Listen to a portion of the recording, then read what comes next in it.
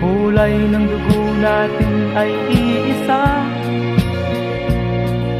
Kano ka man o kaya ay Pilipino, Hapon ka man o kaya ay Ruso, Inchik o maging kahit na sino, Muslim ka man o kaya ay Kristiyano,